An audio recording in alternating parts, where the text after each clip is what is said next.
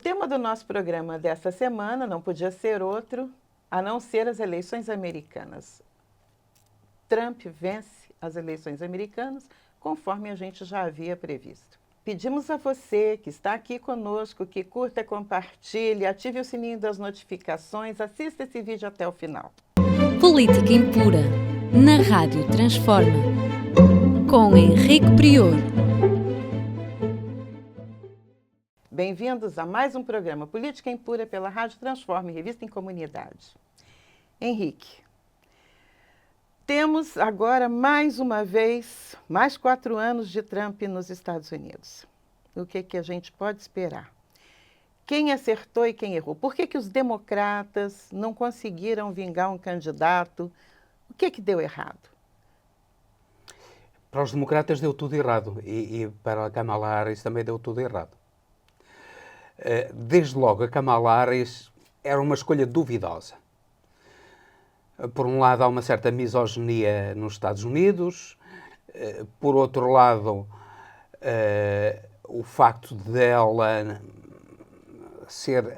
Ela era branca, no fundo ela é branca, mas falava-se da origem asiática, uma pertence à origem negra dela que não é relevante.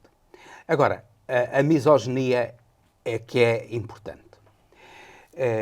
E isso militou contra ela e foi, em meu entender, um erro de partida do Partido Democrata em a escolher. Depois, houve azares também por parte dela. Ela encontrou um país que sofreu imenso com a inflação, que tem um problema de habitação gravíssimo, sobretudo nas grandes cidades. Nós aqui em Portugal temos um problema de habitação, sabemos o que é a subida galopante dos preços de venda de habitação e de arrendamento de habitações. Nos Estados Unidos é a mesma coisa ou ainda pior. E as classes médias estão a ser expulsas das grandes cidades. Por outro lado, as classes médias estão a ser expulsas muitas vezes dos próprios empregos. E há um grande número de pessoas, até licenciadas, que caíram na miséria e que vivem nas ruas, que vivem nos seus carros, que vivem em tendas e que não têm direito absolutamente nenhum. Não têm direito à segurança social, não têm direito à saúde, não têm direito à habitação. É algo de absolutamente terrível que se agravou muito durante a administração Biden. Claro que isso é também uma consequência dos erros de Trump durante o período da pandemia. Mas, curiosamente, ninguém sacou a Trump a responsabilidade por aquilo que sucedeu e que decorreu precisamente do liberalismo económico selvagem que ele levou a cabo e dos erros que ele cometeu, gravíssimos, durante a pandemia. Erros criminosos que ele cometeu durante a pandemia. Ninguém lhe atirou isso à cara e ele passou incólume sobre isso, quando ele tinha uma grande responsabilidade na situação trágica em que os Estados Unidos se encontram. Embora essa situação trágica venha de há muito tempo. Os Estados Unidos estão despidos completamente de infraestruturas, têm péssimas estradas, sobretudo não têm vias férreas, os metropolitanos são maus, não têm transporte público de autocarros, as redes de esgotos de saneamento, de abastecimento de água, são uma desgraça. Cidades como Detroit estiveram inclusivamente a ser envenenadas durante muito tempo, com a água de um rio altamente poluído. É trágico aquilo que está a acontecer nos Estados Unidos, que está transformada numa nação altamente decadente, precisamente por esse liberalismo económico absolutamente selvagem que Trump, mas já antes dele, também Obama, antes dele, também Clinton, Bush, todos eles são responsáveis, sobretudo depois da era Reagan. O liberalismo selvagem entrou na política americana e aquilo que sucedeu foi trágico para a generalidade da população americana. Repare-se que durante este período nos últimos 4 anos,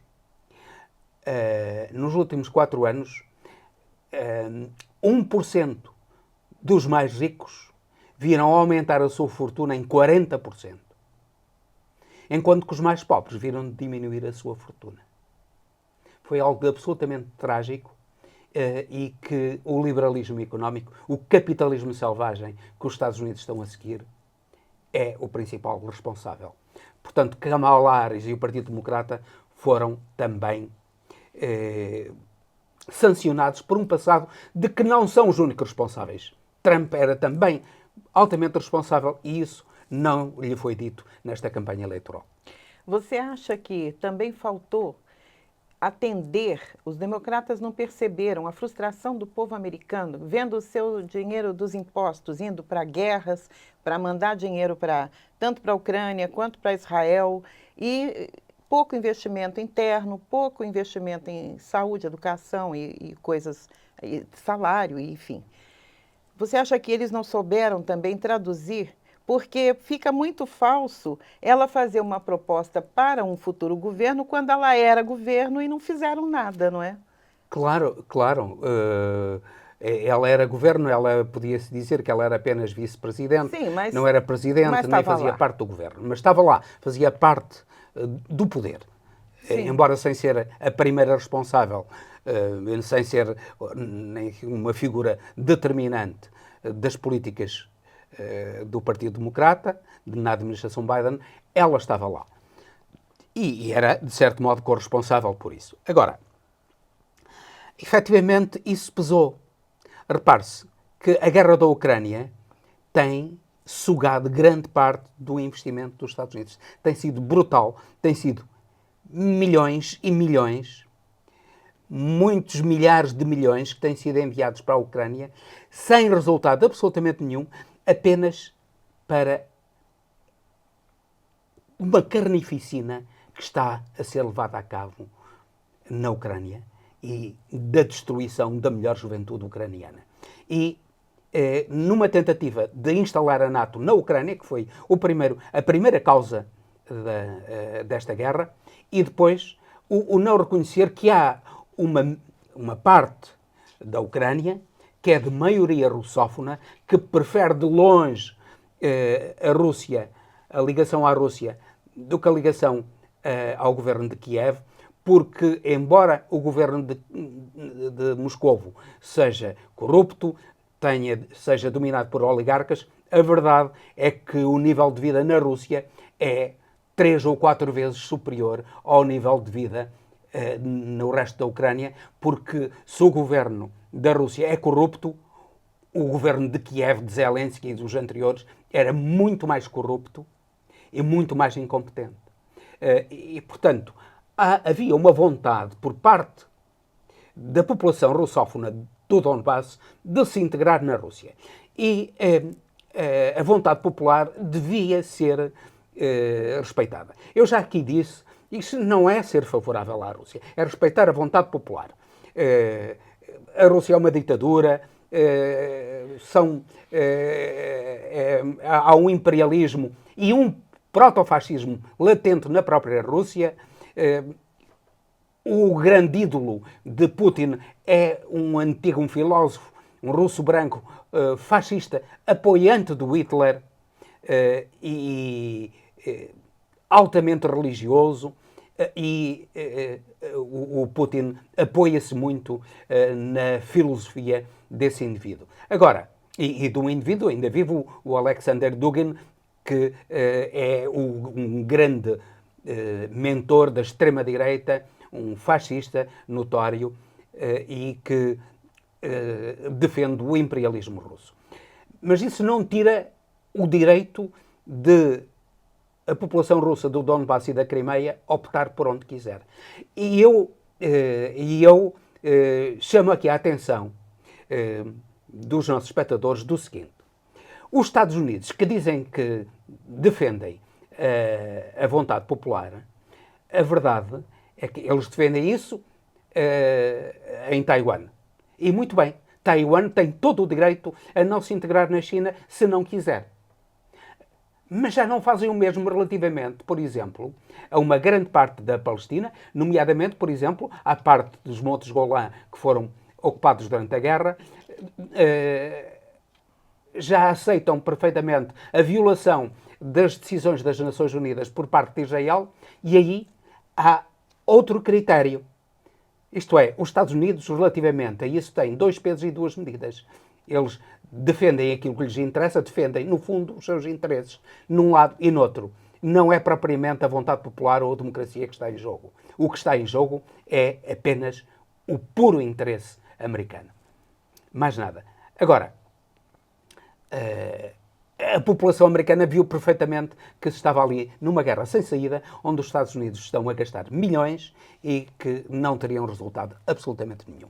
E isso sancionou, obviamente, o Partido Democrata e a candidatura de Kamala Harris, que nunca soube dizer o que é que faria aquilo. O que é que faria a guerra. Trump disse, eu acabo no dia seguinte.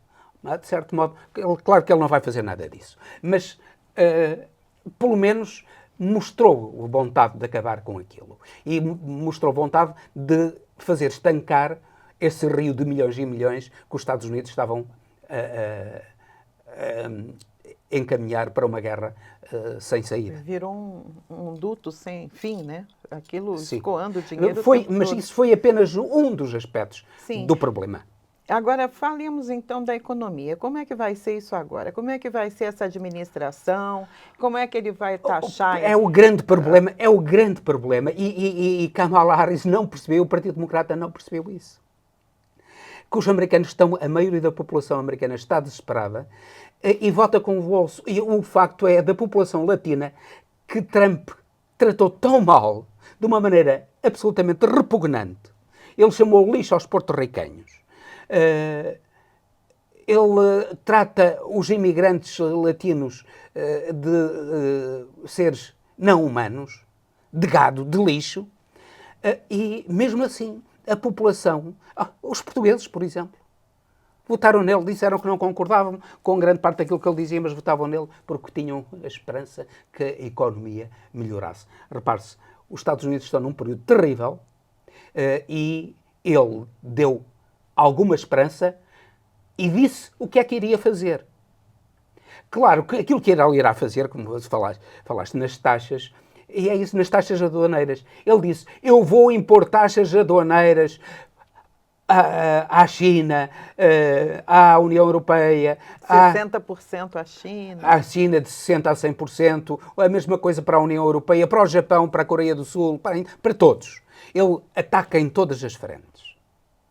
E as pessoas pensam, agora nós vamos ver os nossos empregos protegidos, as nossas indústrias protegidas, porque as nossas indústrias não estão a ter competitividade face à estrangeira. Quer dizer, é um discurso... Os carros da Tesla estão a perder competitividade em relação aos carros chineses. E, obviamente, o Elon Musk apoia e apoiou uma política destas, porque protegia os carros da Tesla. Quer dizer, essas parcerias que ele está prometendo fazer, dando a ilusão de que vão ganhar com isso, ele não vê não ganham nada. Não ganham e ainda há um impacto na própria economia. Vai haver um impacto enorme na própria economia americana. Porquê? É óbvio que se os Estados Unidos lançarem taxas aduaneiras sobre os bens importados, a China e a Europa terão de fazer o mesmo. O Japão e a Coreia do Sul terão de fazer o mesmo. Ora, fazendo o mesmo, o que é que sucederá? Grande parte das exportações americanas para a China, para o Japão, para a Coreia do Sul e, sobretudo, para a Europa, vão deixar de se fazer. Portanto, vai haver depois os produtos. Se neste momento os produtos chineses estão já mais competitivos na Europa do que os americanos, então depois passam a ser muito mais competitivos. Depois, havendo uma diminuição das exportações, obviamente que haverá uma contração da economia. Há uma contração da economia americana. Mas essa contração da economia americana tem também como contraponto outra coisa extremamente grave, que é o aumento da inflação. Neste momento, os Estados Unidos estão a sair de um período inflacionário e, havendo taxas aduaneiras, obviamente que os produtos importados vão ficar muito mais caros do que eram de antes. E há produtos que os Estados Unidos não podem deixar de importar. E, portanto, a inflação vai aumentar. Isto é, o custo de vida vai se agravar para grande parte dos americanos, particularmente para as classes médias. Exatamente aquilo que ele pretende ou se propõe fazer é o contrário daquilo que ele pretende atingir, que é o reforço da economia americana. No fundo, aquilo que ele está a fazer é a demagogia, aliás, a demagogia de um psicopata, tornar a América grande novamente. Fazer a América grande novamente. Aliás, ele próprio disse, agora no discurso de vitória, ele a gabar-se a dizer que era o maior de todos os tempos, que não havia ninguém igual a ele, a dizer para a mulher que a mulher dizia que não, quem é que conseguiu como eu. Aquilo é um discurso de um psicopata típico. E houve por parte de Kamala Harris, do Partido Democrata, uma complacência enorme com esse tipo de discurso. Ele utilizava os ataques mais suaves, mais baixos contra Kamala Harris e não lhe era respondido, era o ignorado, por simplesmente ignorado, ou respondia-se com um sorriso como se não fosse nada. Ora, coisas daquelas tinham que se dizer ao povo americano: este indivíduo é um psicopata, é um louco, ele devia estar no manicômio e não aqui a candidatar-se para a presidência. Ele é um perigo para a América e para o mundo. E a América só vai ser prejudicada com aquilo que ele pretende fazer. E não o fez. Tratou-o com punhos de renda quando ele tratava Kamala Harris e o Partido Democrata com luvas de boxe. O resultado foi este. Agora, eu me preocupo especialmente com a parceria com Elon Musk e com o Kennedy. Porque o Elon Musk, especificamente, porque ele está de olho no lítio, que 25% da produção de lítio está na Patagônia. Por acaso, Milei está ali juntinho. Vamos lá ver. Agora, os recursos, a água, os recursos naturais que tem o Brasil, a América do Sul, volta a ser mais forte um quintal dos Estados Unidos? Claro que aquilo que Trump quer, no fundo, fazer a América grande novamente, é Pisando dizer o nos seguinte: outros. Os países da América dita latina, portanto a América Central e da América do Sul, vão ser novamente colónias pela exploração. E, isto é, vão ser colónias como no tempo da United Fruit, que mudava os governos quando queria. E é isto que Trump pretende do Brasil, da Argentina e de outros países, isto é, pretende fazer deles repúblicas das bananas. Isto é, repúblicas em que a United Fruit, que era a grande empresa bananeira americana, mudava governos, punha e dispunha de governos quando queria. E é isso que Trump pretende.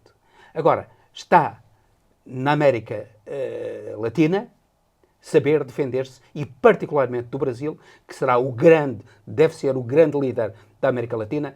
O Milei é um louco idêntico ao Trump, um louco que está a levar a Argentina para o abismo, e aquilo que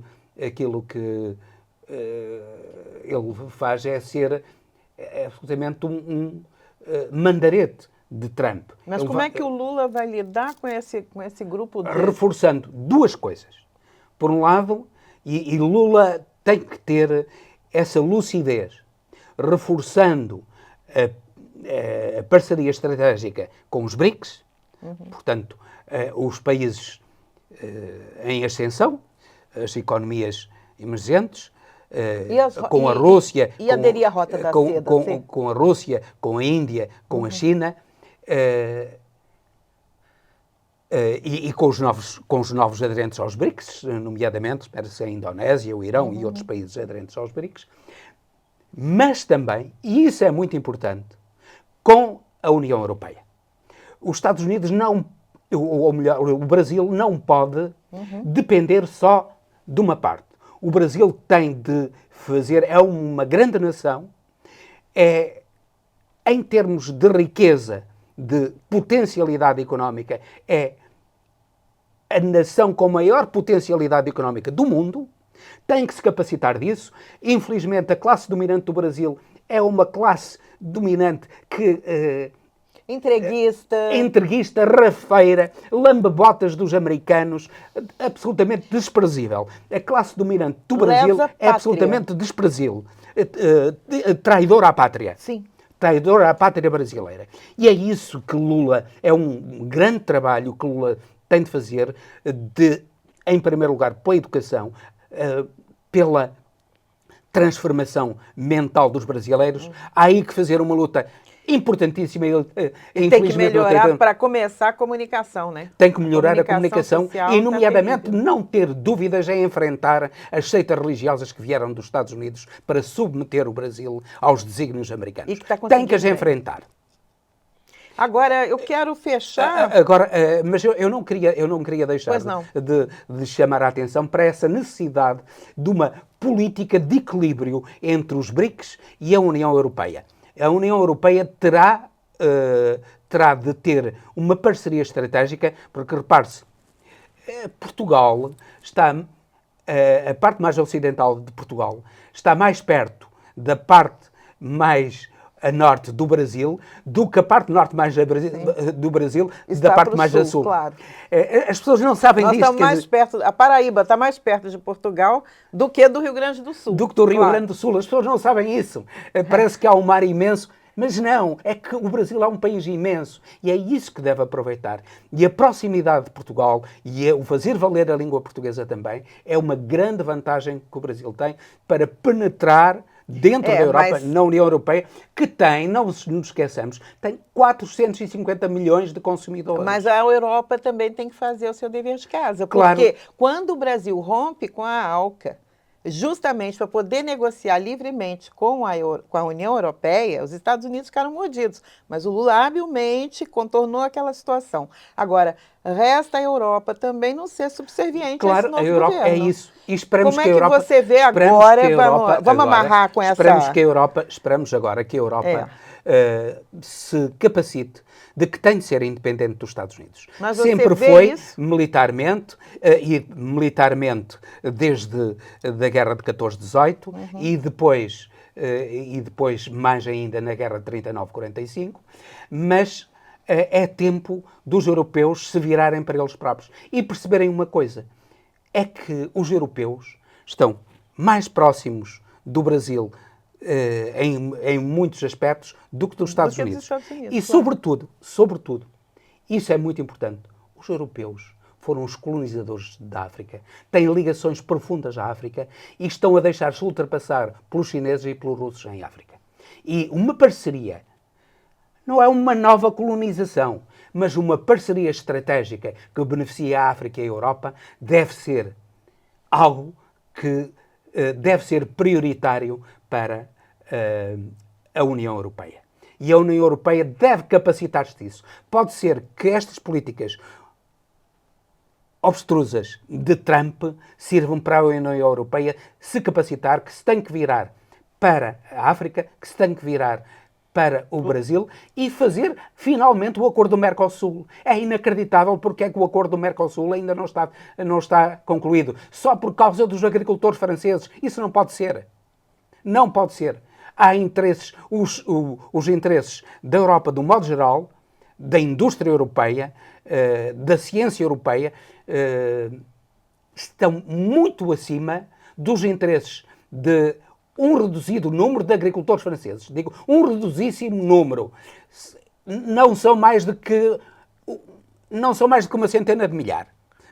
Serão menos do que uma centena de milhar de agricultores franceses que não querem o Mercosul. E a União Europeia está a ceder perante esses agricultores e perante alguns agricultores alemães que também têm o mesmo interesse. Mas não deve ceder.